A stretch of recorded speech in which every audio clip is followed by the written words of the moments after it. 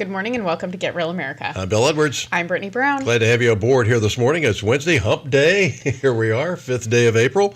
Glad you could join us this morning. Yes, and we have lots to talk about. Yesterday was a historic day in so many ways, Bill. Yeah, this is crossing the Rubicon with the first time that a president of the United States or former president has been charged and indicted with one of the flimsiest cases with one of the worst district attorneys on the planet who refuses to prosecute real criminals, but yet wants to dig up something that happened and run a story that's past the statute of limitations.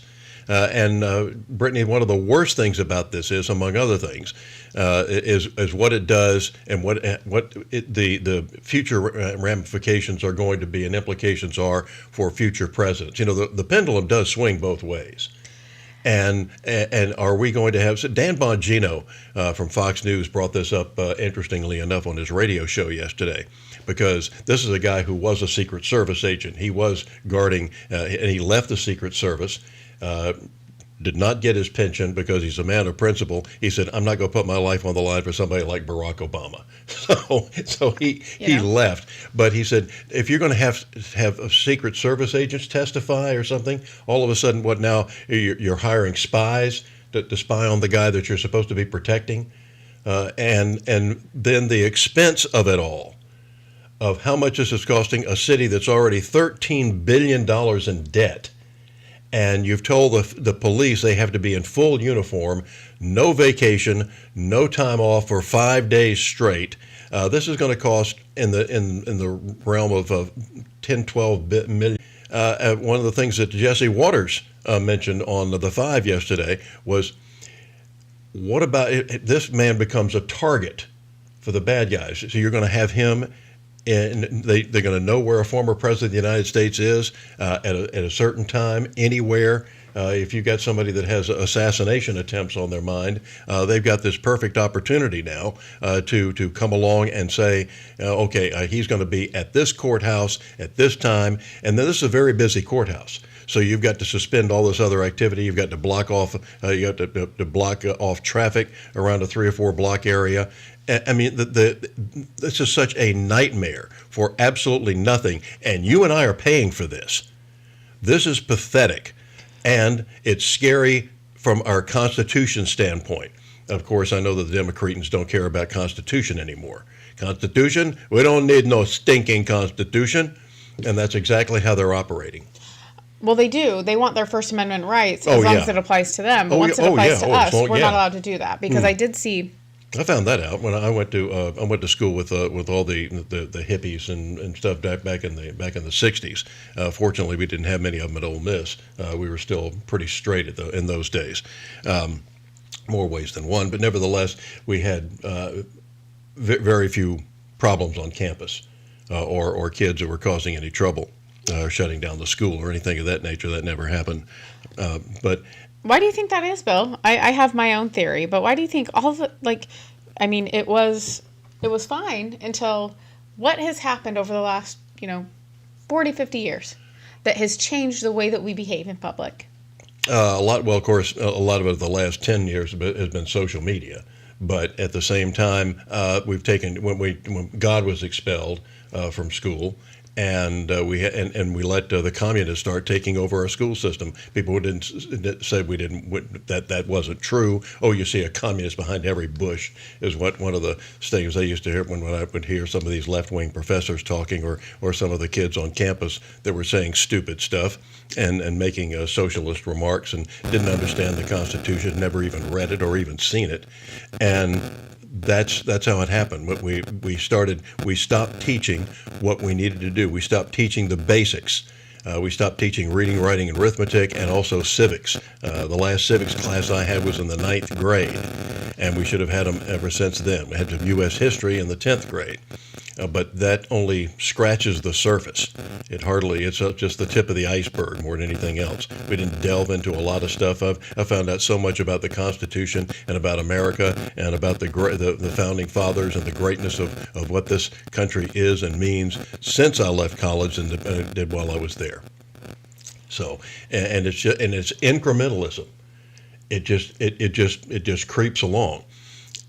One of the best analogies I heard was one of the talk show hosts, Jesse Kelly, the other night said that communism taking over, because he said you really have to admire these people Oh yeah. of what they've done. That a guy gets up one morning and he wants to look like Arnold Schwarzenegger, but he's 350 pounds. He's got some work to do. Yeah. He starts so he doesn't go out. He doesn't have liposuction. He doesn't go through this gastrointestinal thing. He goes out and he walks 2 blocks. Then he walks 3 blocks, and he cuts down on his eating.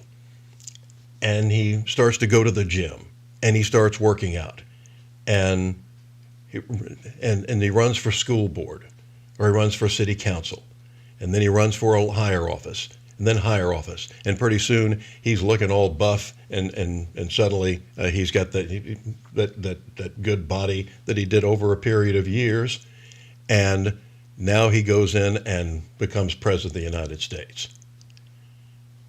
And that's how they've done it, just a little bit at a time. They didn't try to take over all at once. They took over the entertainment industry.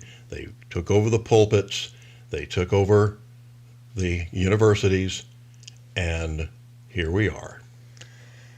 Now you've got some district attorney in New York City who indicts the President of the United States. Who also does not have a great record of indictments anyways, No. or pursuing any sort of criminal activity. So what They I just also... let a guy out that already had 90 arrests.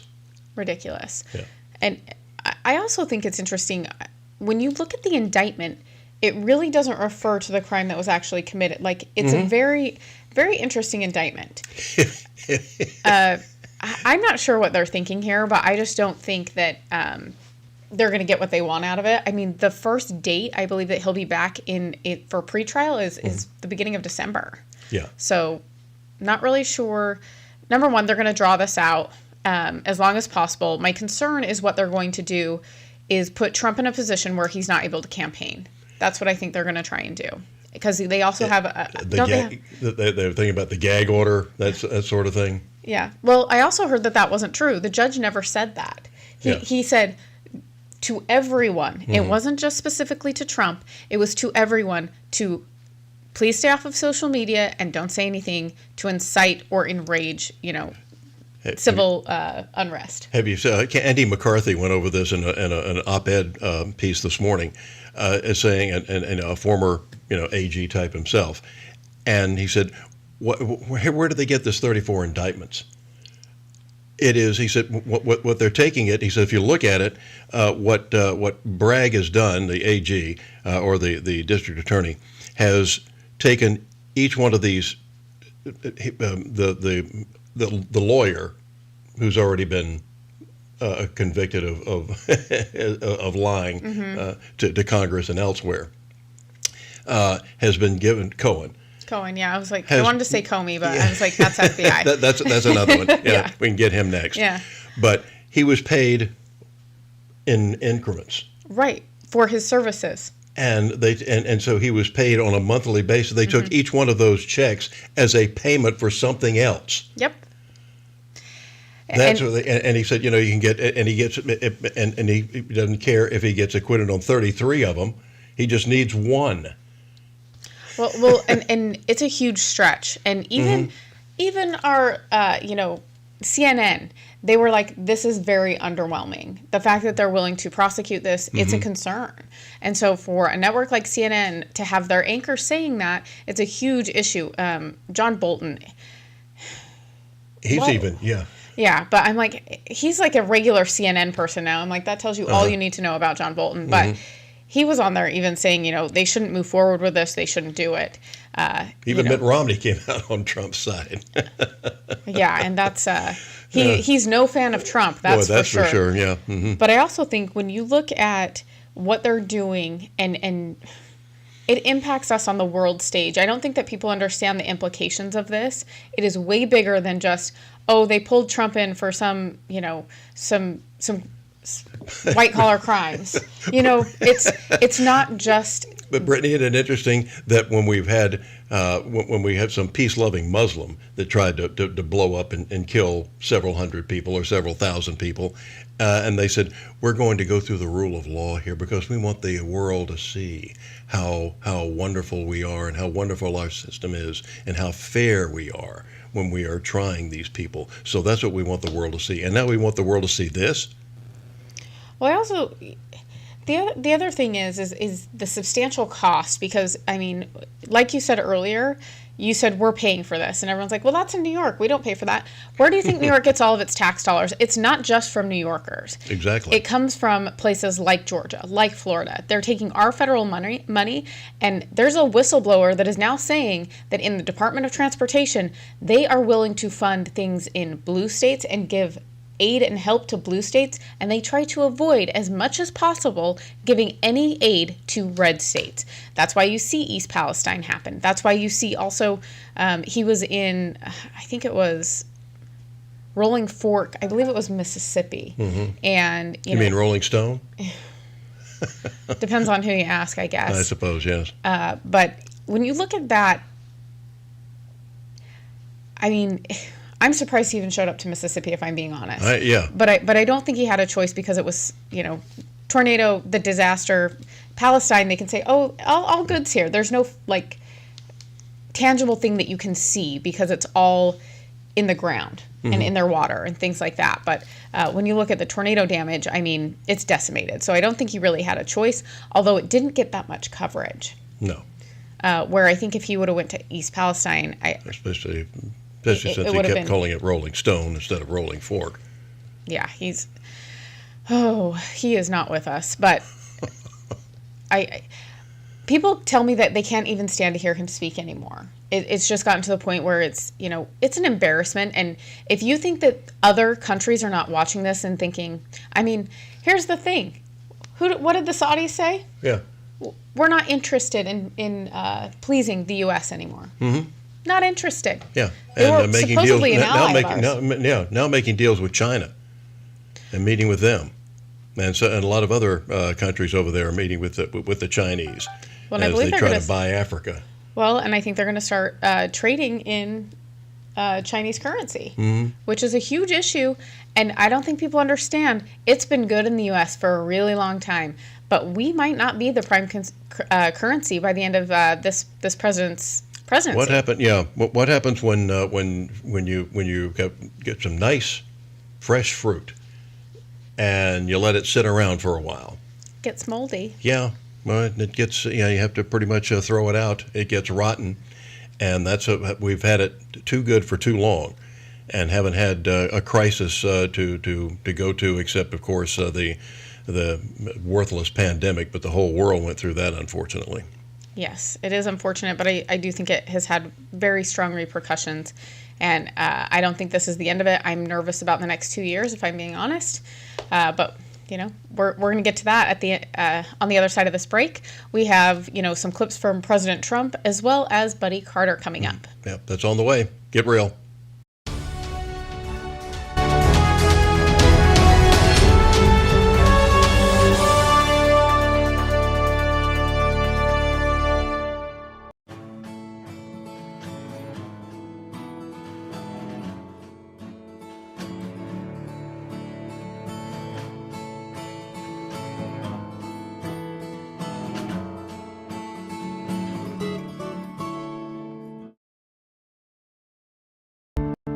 Serving the Savannah area with the power of the Shield since 1934, with personal insurance, employee benefits, and business insurance.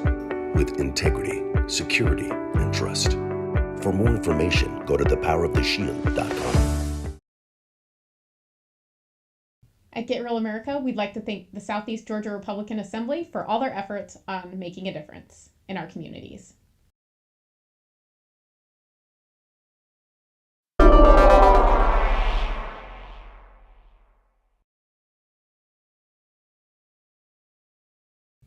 At Get Real America, we are focused on Savannah, but we'd like to hear from other communities as well. We have a lot in common.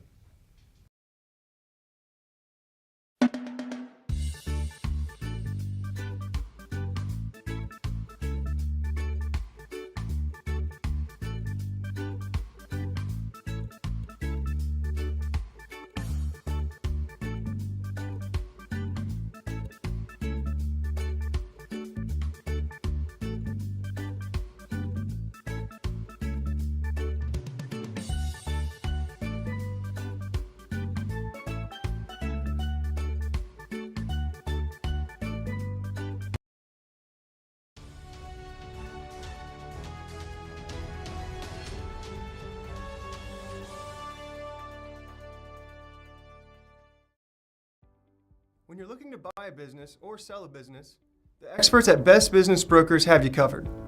Whether you're ready to cash in on your years of hard work or you're taking that first step in buying a business of your own, they're here to guide you through the process and make sure you get the best outcome possible.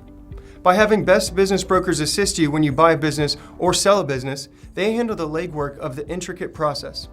This ensures a smooth transition of ownership, allowing you to get to work immediately or receive payment for your business as soon as possible. With base operations in Savannah and Charleston, they service all of Georgia and South Carolina. If you're considering starting a business here, the mild winters and 5-tiered economic areas make these the perfect places to do so. If you're ready to buy a business or sell a business, then you're ready to contact Best Business Brokers. Visit their website at b3brokers.com or call at 912-349-0940.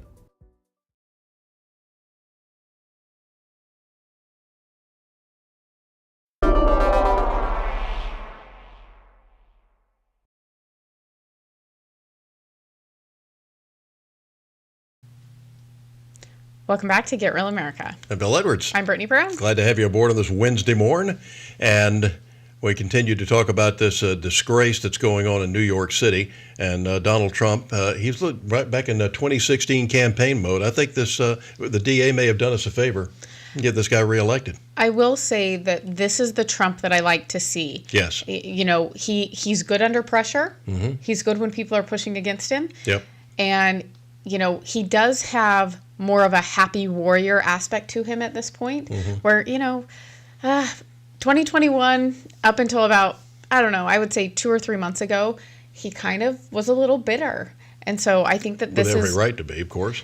Yes, but also people, it's not fun. It's not fun for people. They want a leader that is a happy warrior. Mm-hmm. And I will say that I do like to see Trump in this light. And I also say he looks good. Like he does. He looks healthy. He looks strong. He, you can tell he's lost some weight. Must be all that keto diet that he's doing. Must be. That Mac keto diet. Yeah. Well, I don't think he's eating the bun. He might be eating the sauce, but I don't think he's eating the bun. So I do think that it's been a good look for Trump, especially because he has been presidential throughout this. He has been, he walked into the courthouse. He didn't make any remarks. He came out. He didn't make any remarks until he got back to Mar-a-Lago last night. Yeah. So here it is. Then you have a radical left lunatic known as a bomb thrower who is harassing hundreds of my people day after day over the boxes hoax. You know, the boxes hoax, as we call it. Just so everyone knows, I come under what's known as the Presidential Records Act, which was designed and approved by Congress long ago just for this reason. Under the act, I'm supposed to negotiate with NARA, the National Archives and Records Administration, which as of this date is a radical left troublemaking organization that red flags the Constitution of the United States and the Bill of Rights as dangerous and triggering. Can you imagine?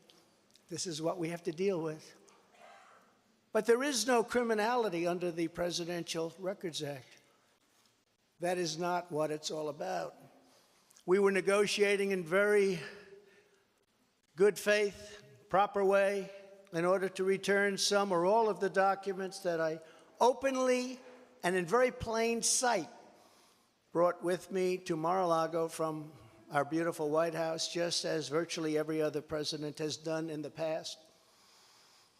When FBI and DOJ officials with NARA were here, I told my lawyer to show them the very secure storage room in which they were locked.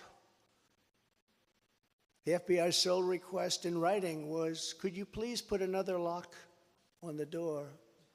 We immediately complied. It's a lot different than the Biden situation, isn't it? The next thing I know, we were raided by many gun-toting FBI agents who took whatever they wanted, including my passports and medical records. Everybody was in shock. Nobody had ever heard of such a raid before. We can't even believe it. Who would think that that could happen today?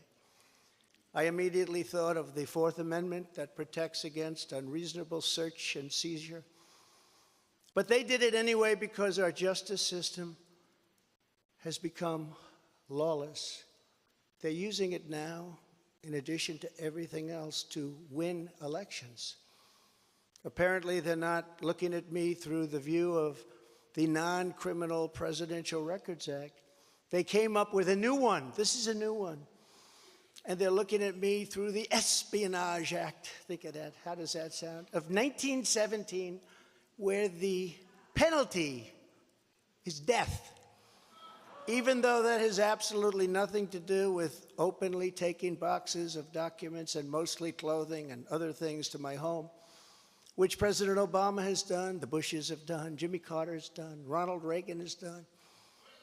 Everybody's done. In fact, Hillary Clinton got rid of 33,000 emails, and that was okay. But nobody's done it like Joe Biden. Well, that's the truth. It sure is, and I think that I saw a video of all of the previous presidents and you know, a lot of people in the Obama White House as well as in the Bill Clinton White House, and it had a list of all the indictments they could be held under, which I think, I mean, they have been a lot of crimes that have been committed, and we look the other way because they're politicians. I don't think we should be doing that. But they have been trying for 7 years to get something on this guy. This is what they come up with. This is it. Yeah. And I'm interested to see how this thing goes in Atlanta, because I think that there's 3 cases right now. Right. I believe Atlanta, is it D.C.? Yeah, Is that the other one? Yeah, but and I think the Fulton County DA is just as incompetent and stupid as the one in New York. I do believe that you're correct, and I think that... That's Atlanta, for those of you who don't know. Yes, and she has been... I mean, they've also had a huge issue with the grand jury. That woman came out and was the head of the grand jury, and she was a wackadoodle, to say the least. And, you know, that's against the law. You're not allowed to talk about those. You're not allowed to come out as someone that's on the grand jury, let alone the head of it, and talk about what you guys might or might not be doing. Especially when you talk about it on national news and social media. That's an offense. She should Isn't be it a behind felony? bars. Yeah. It's a felony, I Yeah, believe. So. yeah, believe so. Yeah, and then the one in D.C. So I think that we're going to see the 3 of these also coordinate to do their best to not allow Trump to campaign, because he's good at rallies. He you know, that's where he thrives. Where he shines. Yep, and you know, with the people. I mean, I think the East Palestine was a very good look for him, and that's where he does thrive. And people are like, he did it just for PR. I'm like, regardless if he did or didn't, he spent his own money to go there. He took care of those people the best he could. And we didn't see that from the person that is sitting in the White House. Exactly. I had a chance to talk with Congressman Buddy Carter about this and just recently, and talked to him on Friday, as a matter of fact. Asked him about how he thought things were going up there, around here, under the Gold Dome, where he spent a lot of time before he became a congressman, and also his thoughts on the Trump situation. And here's how it went. Well, Buddy, what in the world's going on up there, my man? Well, it's been a good week. We actually passed H.R. 1, the lower energy cost bill. Of course, the student bills are our top priorities, and H.R. 1 was one of our top priorities, and that is the lower energy costs. To increase production of energy here in America, exportation of energy, and to decrease the regulations. If we can do that, we can get this economy back on track. Well, the president did approve like 3 of the 5 things that ConocoPhillips wanted up there in Alaska. Right. I guess that's going to help some. Well, it is going to help some, and it's already helping some. You can see the economy doing a little bit better. And look, what's happened with the economy is pretty much a self-inflicted wound. This president, day one, he declared war on American energy, and that's what got us with higher gas prices. That's what got us with inflation as a result of that. Well, but I don't know what corporate America is thinking, but I was wondering, why aren't the oil companies coming out and somebody coming out and speaking up for them and how important that is? These people that are out protesting, probably they'd be naked if it weren't for oil, because half the clothes they're wearing are made out of the stuff. No question about it. One of the things that has lifted so many people out of poverty is the low cost of energy. giving us the opportunity to be successful and for our society to be successful. So we have to keep that in mind. And, here's this president who in the State of the Union in one breath says, though, the reason gas prices are so high is because the energy companies aren't investing in infrastructure. And the next breath he says, oh, by the way, we're not going to need fossil fuels in the next 10 years. It makes no sense at all. No, and they're trying to push these electric cars down our throats. We're going to be building them here, for God's sakes. The governor says he wants this to be the electric car capital of the world. We haven't got the grid for it in the first place. Well, that's exactly right. Let's keep that in mind now. We got to have charging stations. We don't have that right now. Why don't they understand this, buddy? I've never seen such a divided thing. Once in a while, when Watergate came along, the Republicans weren't all standing up for Richard Nixon and circling the wagons. They wanted some answers. Well, they did. But the Democrats now, it's like they will circle the wagons around this guy, as senile as he is or whatever. And I know he's got the greatest insurance policy in the world with Kamala Harris. But still, at the same time, I just don't see how you don't get any support. They don't go with you down to the border. So they don't seem to care about American security. They don't stand up for law and order. So people getting beat up on the streets and the head of the guy in Washington. Uptick in carjackings in Washington, D.C. So what did they do? They reduced it from a felony to a misdemeanor. That makes all kind of sense, doesn't it? Yeah. City council voted on that. Even the mayor opposed it. We reversed it because in Congress, we have control over Washington, D.C. and responsibility over Washington, D.C. And the president even agreed with that. So at least he understands a little bit of it, or at least the people around him understand a little bit of it. But listen, we got a serious problem in this country right now with crime, and I'm very, very concerned about that. The southwest border, the amount of fentanyl that's coming across that border, killing over 200 Americans every day. This is an epidemic right now. Yeah. Do you see a light at the end of the tunnel here? Because I'm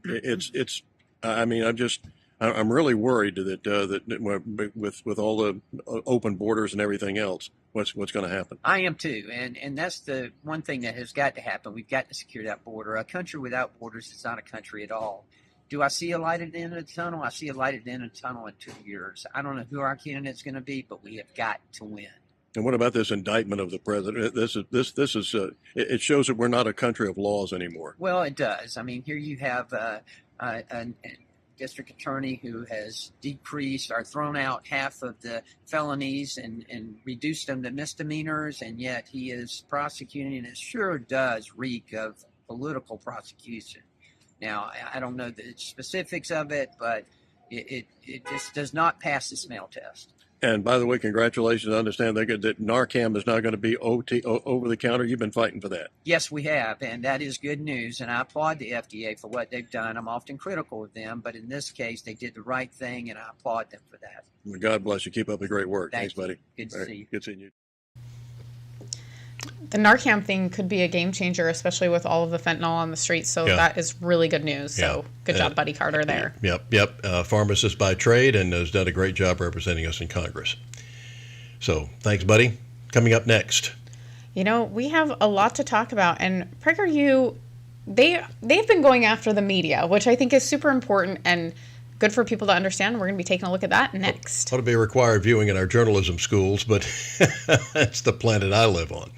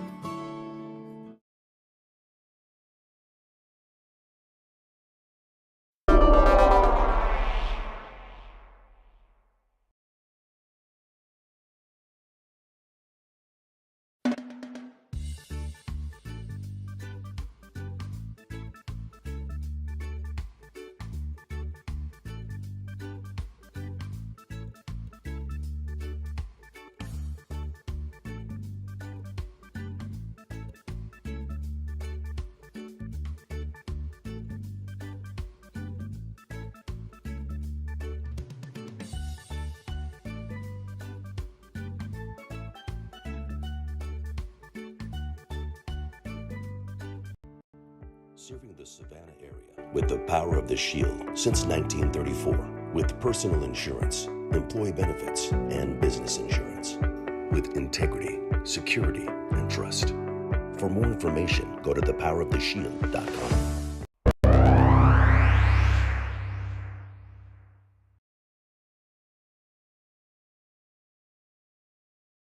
I don't think it's an accident that I ended up writing music for a living, because I think I lived in a house where I saw how deeply it affected everyone in the house.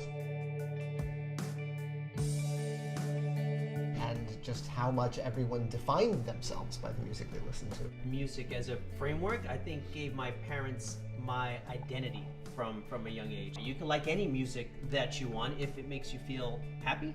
And now when I hear certain songs, I think of them, and I think of them in their happiest state, and it makes me happy. If they seem like they're having trouble talking about something, I try to tell them about a time when I felt something similar. Whatever the issue was, we would tell them the pros and cons and how important it was, and that they had come to us because we could always help them. I think the real important point, we always told them, no matter what you do, no matter what happens, we will help you through it no matter what it is.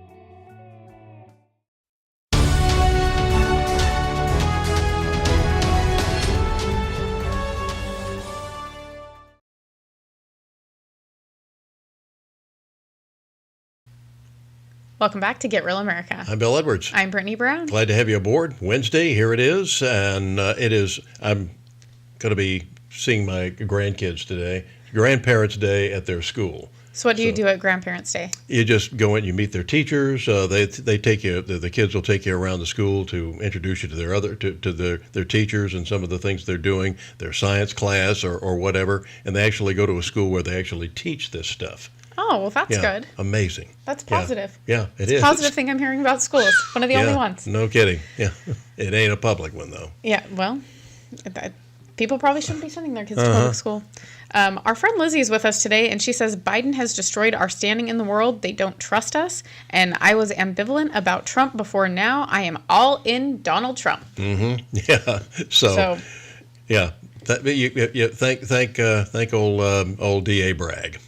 Well, I mean, there are consequences for actions, and I don't think that sometimes I don't know that they think all the way through what they're going to do, because I don't think that it's going to have the consequences they think it's going to, and whether they're able to stop him from campaigning or not is still a question for me, but I think it'll be interesting in the next 2024. This election's going to be probably one of the wilder ones that we've had. Yeah, it's going to be interesting to see how things go with the municipal elections that we have coming up here locally in November. Yeah, November.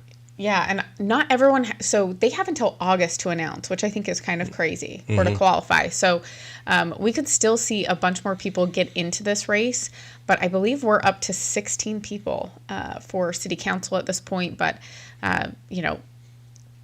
pay attention. Look at these people. I mean, look at their social media. Look at what they stand for, and vote your conscience. I mean, this is it's a big deal for Savannah. We are a very important city.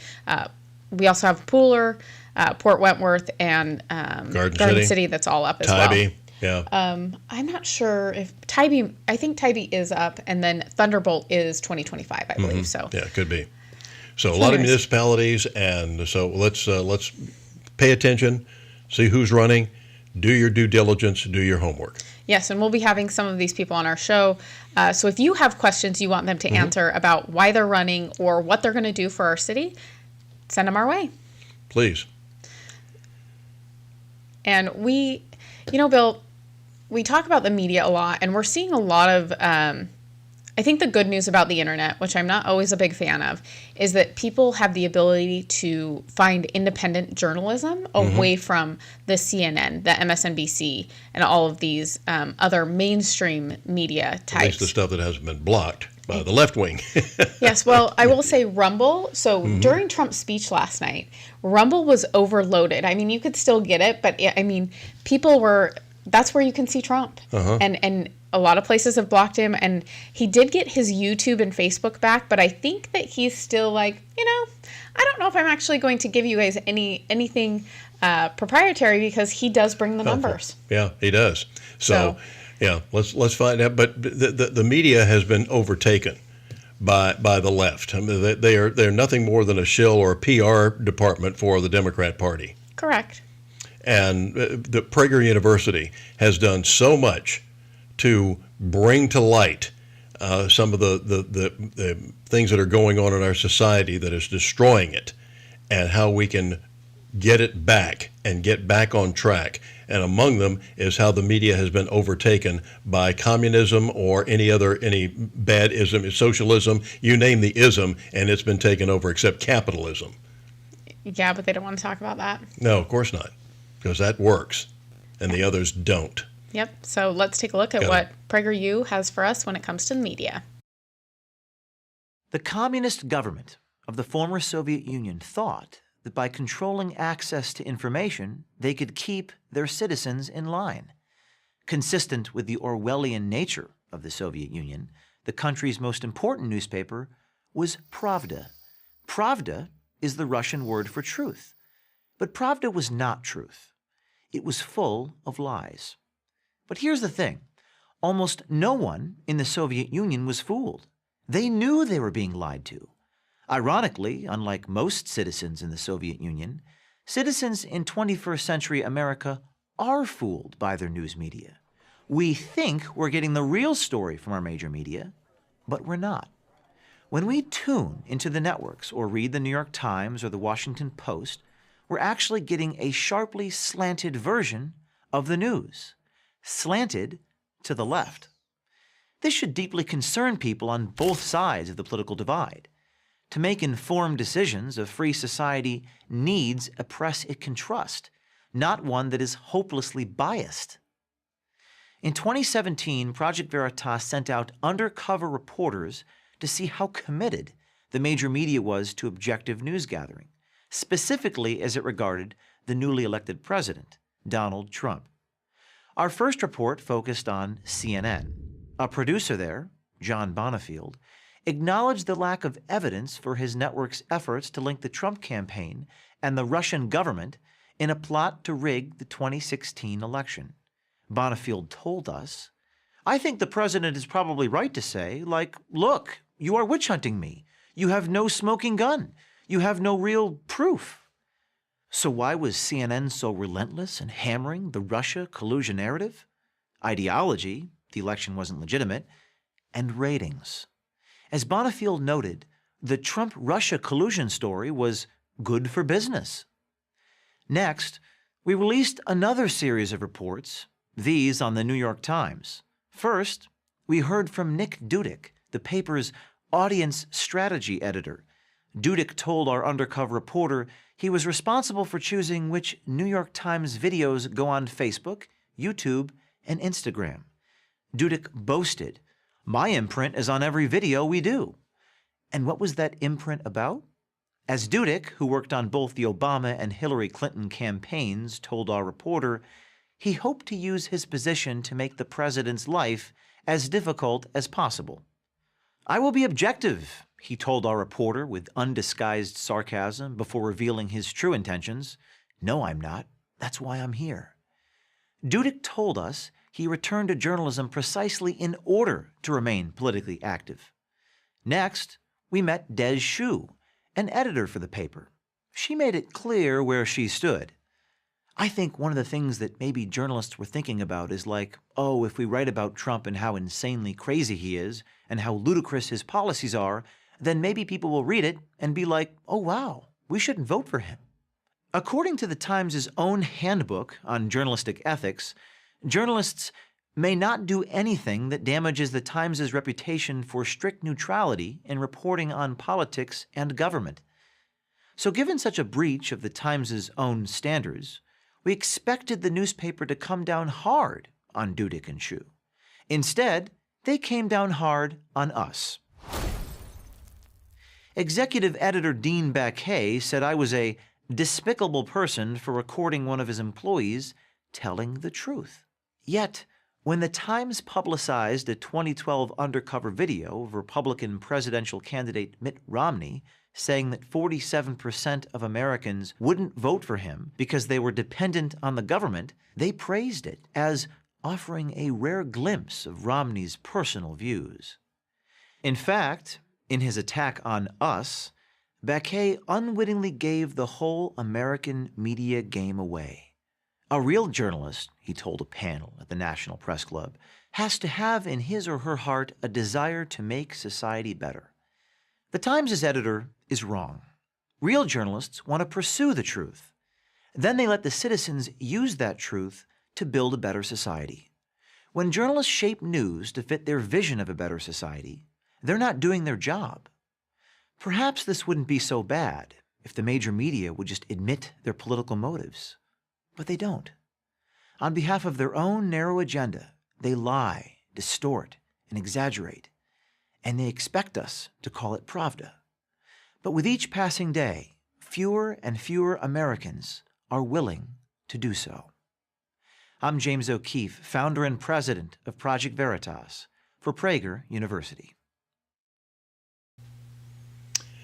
And that is just the tip of the iceberg. And it's interesting, Brittany, how they will lie with statistics, or they will give you the impression of, they will quote some statistic giving you the impression that this you should be impressed by this. For example, I'll go back to my beloved Ole Miss. That when James Meredith was the first black to attend there in 1962, and there were all sorts of riots going on. Most of the rioting was from people outside the campus, and we've got that. So nothing's changed. Yeah. So we had that documented, but it got all sorts of negative publicity for the University of Mississippi, and Time Magazine did this big article on it and said, and their academic standards are really not up to par. Said in the entire history of the university, they've only had 5 Rhodes Scholars. Now, that's supposed to giving you the impression that that's a small number. Mm-hmm. But they didn't finish the sentence, as many cases they don't. 5 Rhodes Scholars was second in the world or country to Yale University that had like 7. Wow. So yeah, that is kind of a misleading. But you read that, they've only had 5 Rhodes Scholars. Of course, when I read it when I was in high school, I didn't know what a Rhodes Scholar was. So, I guess that's some sort of prestigious type thing for somebody that's really smart. Or as I found out, maybe a little different, but nevertheless, this is how they try to do this. Or they also have the great power to ignore. Mm-hmm. They don't cover a story. We're seeing that a lot now. Well, on the Communist News Network, when they were told, you don't cover the Hunter Biden story, the laptop story, that's off forbidden. Limits. Yeah, that's totally forbidden at the Communist News Network.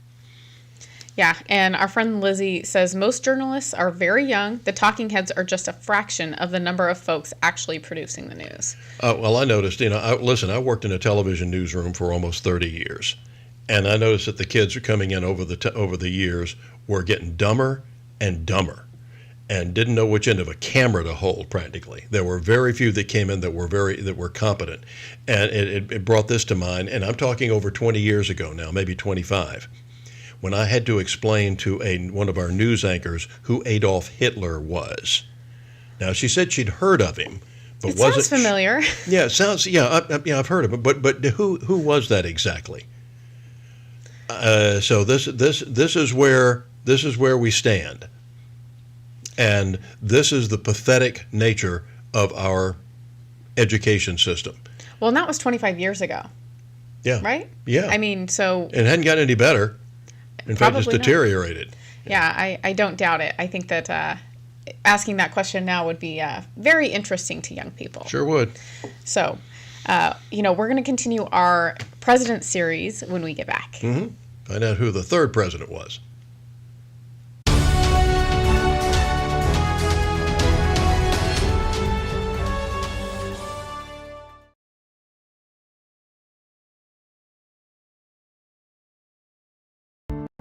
Serving the Savannah area with the power of the Shield since 1934, with personal insurance, employee benefits, and business insurance. With integrity, security, and trust.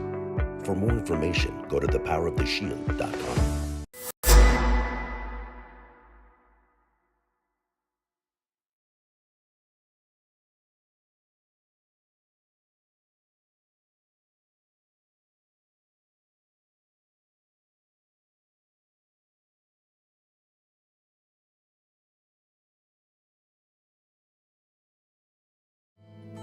Who is a kid?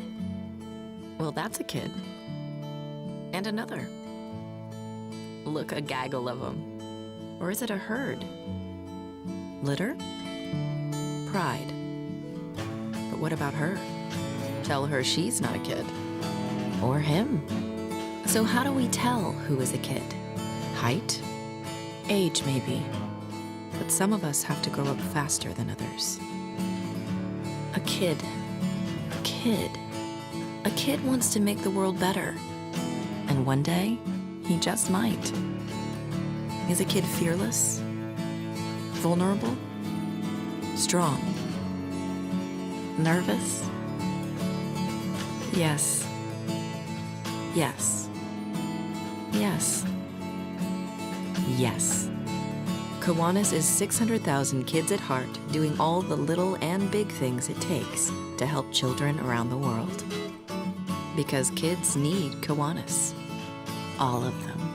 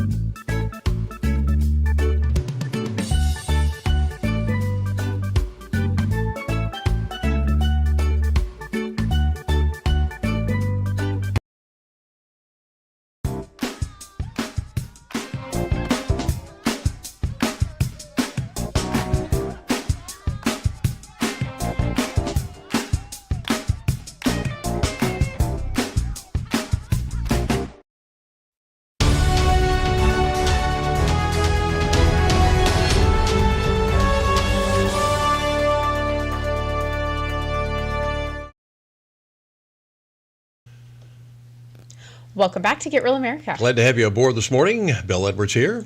And I'm Brittany Brown. And thank our sponsors. If you are out and about, even if you're not out and about, call them. Call Bernard Williams, whether you need insurance or not, and just say, we do appreciate your sponsoring Get Real America. They are our initial sponsor, yes, along with Sweet Potatoes Restaurant. You won't find better food anywhere. I can promise you. You won't find better banana pudding anywhere. That's for darn sure. No, and I will say they are lovely people, too. They are. The owners of Sweet Potatoes. So make sure you stop in. If you haven't been there, you're missing out, and you better get in there this week. Yep. Good old Southern country cooking. Yes, so good. Well, meanwhile, before we get to our president's feature that we're continuing with President number 3 today, we are still, of course, in mourning over what happened in Nashville at the private Christian school where 3 young children, 9 years old, were shot. What kind of monster does that? And we had also 3 adults, including the janitor at the church was killed, a substitute teacher, and one of the other administrators. Yes, and I don't think that it's getting the attention that it deserves because they were Christians, and I think that has a big play on that, and as well as the shooter's identity, I think has really overshadowed the tragedy that this really is. Whether or not, and shame on the New York Times and others who apologizing for misgendering the shooter. Oh, give me a break. They gave up the rights for anyone for them to matter. I'm sorry. When you go in and intentionally shoot children, for me, I don't really care about you. Yeah, and this was a little more due diligence on parents' plans. Be sure you know what your kids are doing. I don't care if they are 28 years old and living at home. You have a you can override the Constitution by going in and going through their private stuff, because this was planned for months. We have all sorts of drawings and blueprints and everything else that this woman had. Well, and I think we should get into this another day, but I think the lack of family connection, I think, has a lot to play into some of these tragedies that do happen. I think that we've lost that, the value system where family should come first, and I think that that's been a big issue. Yes, indeed. You don't have a good society, without a good family structure. No. And we have proven that over the centuries. But there was something that could have happened here that didn't because it was a hoax. Or active shooter threat was called in a few weeks ago to Savannah High School. This is the second one, isn't it? Isn't that the second one here? Oh no, we've had others. Yeah. But that was called in from said there was an active shooter at Savannah High School. Turned out to be a hoax, thank goodness. And they've done some of the investigating now. The National Policing Institute, NPI, has done an investigation. Said by all accounts, the initial response reflected professionalism, bravery, and active shooter training area law enforcement personnel received, but said while the action to get there was good, the action once they got there wasn't so good. For example, said it's the biggest problem were several communications barriers among police. There were, I couldn't believe this number when I saw it, 30 police agencies or 30 law enforcement agencies there, and they couldn't talk to each other. Oh my gosh. And so that was one of the problems. So one of the communication problems that all 30 law enforcement agencies weren't able to communicate. So there was no common interagency radio communications channel, even though the ability to patch channels was available. According to participants, at no time was an interagency radio patched or utilized. The report also details concerns that television station WTOC also heard from parents not having accurate information enough. So while officers responded, misinformation spread rapidly online. 20 students and parents expressed fear, were impacted by social media misinformation. The report gave a recommendation that saying school personnel should have prepared scripts before an incident occurs and use them as a template during the incident.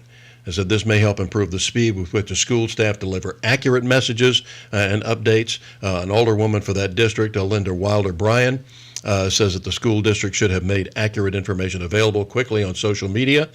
And also school staff also had a breakdown in communication with law enforcement. Report said some school officials attempted to direct law enforcement operators and others allowed students to go back into the school before it was cleared. So things could have gone really wrong really fast had there been a real active shooter there. But whoever perpetrated this hoax, and there were several others that were given out to the schools as well. Yeah, well, I would say it happened across the nation as well after this national event. So this was long before that, though. This was weeks ago. Yeah. But it may have done us a favor from the standpoint of, okay, this was a hoax.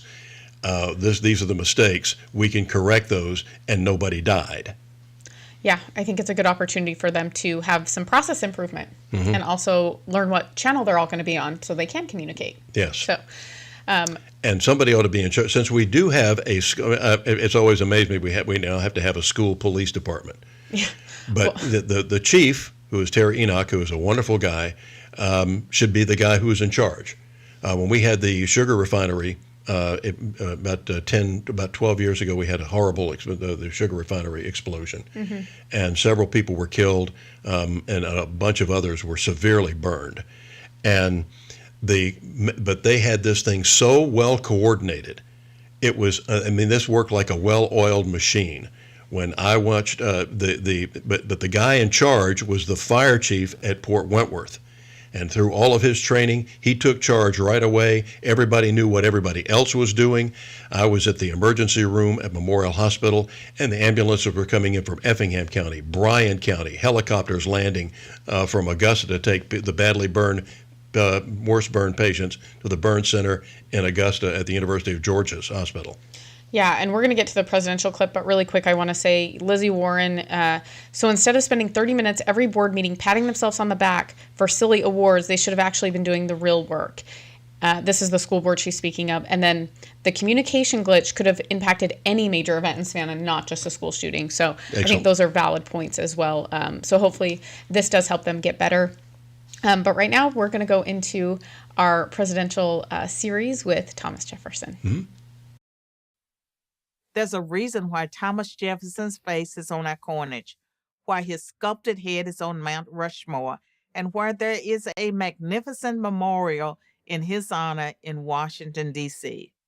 As British historian Paul Johnson put it in A History of the American People, no one did more than Jefferson to create the United States of America. Born on April 13, 1743 in Shadwell, Virginia, Jefferson early on displayed an intellectual curiosity that would never be quenched. He devoured books on history, science, math, and philosophy while learning Latin, Greek, and French. He would eventually amass a personal library of 6,500 volumes, declaring, "I cannot live without books."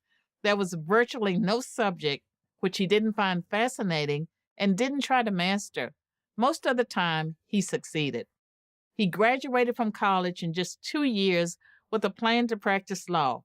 At age 25, he won a seat in Virginia's House of Burgesses, Virginia's colonial equivalent of a House of Representatives, entering politics just as the American colonies were beginning to challenge British rule.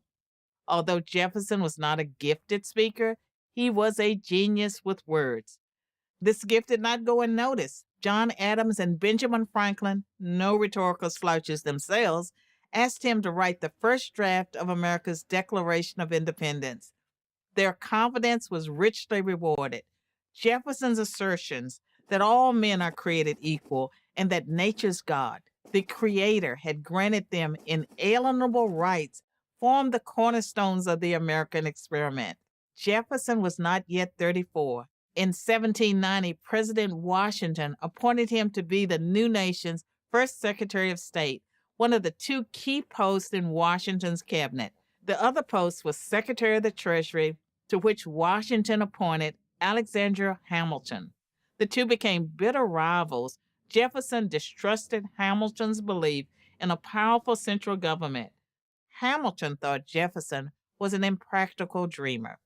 Both misunderstood the other. This was probably inevitable given their strong convictions and considerable egos. And although it's true that Jefferson was a lofty political theorist, he was also a cunning politician. His hardball tactics angered or alienated people who had once been close allies, most notably John Adams.